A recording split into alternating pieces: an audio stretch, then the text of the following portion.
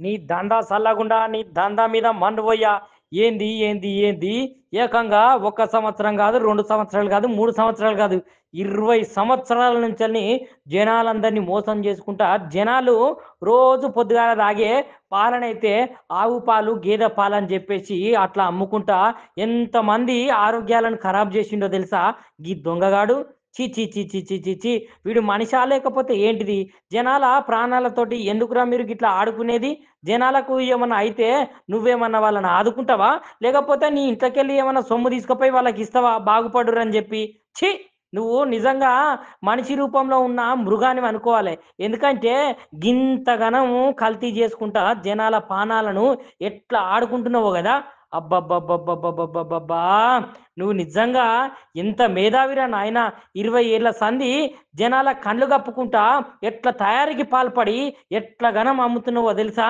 అసలు ముచ్చట్లకు పోతే ఉత్తరప్రదేశ్‌లోనైతే పాల దందా చేస్తున్నాడు ఒకడు. ఈ పాల దందా అంటే అట్లాంటిది ఇట్లాంటిది కాదుల్లా. ఈ దందాల కెమికల్ వాడి మరీ ఈ దందాను మొదలుపెట్టిండు. ఇగో అసలు ముచ్చట్లు జెప్తే, ఒక్క లీటర్ కెమికల్ తోటైతే 50 లీటర్ల నకిలీ పాలు తయారు జేస్తారంట. వామ్మో! వాయ్యో!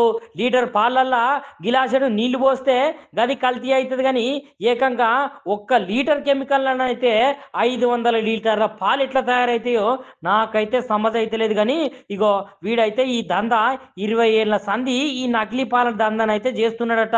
ఇగ ఏమున్నదుల్లా పన్నీరు గూడా గట్లనే తయారు జేస్తున్నాడంట. మనం అందరము ఉపయోగించుకుంటాం గదా! తినేదందుకు పన్నీరు. పన్నీరును గూడా గిట్లనే తయారు జేస్తున్నాడట. ఈ వ్యాపారి పేరు ఏందో ఎరికేనా? అజయ్ అగర్వాల్. ఇగ వీని దందానైతే కెమికల్ తోటైతే స్వయంగా పాలను తయారు జేసిన అధికారులు ఏమని జెప్తున్నారంటే, ఇగో గిదే కెమికలు, ఈ కెమికల్ తోటే 50 లీటర్ల పాలను తయారు జేస్తున్నారు అని వాని గుట్టైతే రట్టు జేసిర్రు. ఇన్ని రోజుల పాటు ఆ పాలు తాగిన జనాల పరిస్థితి ఏంది? నాకైతే ఏం సమజాయితలేదు జనాల్లారా. ఒక్కసారి మీరే జూడాల మరి.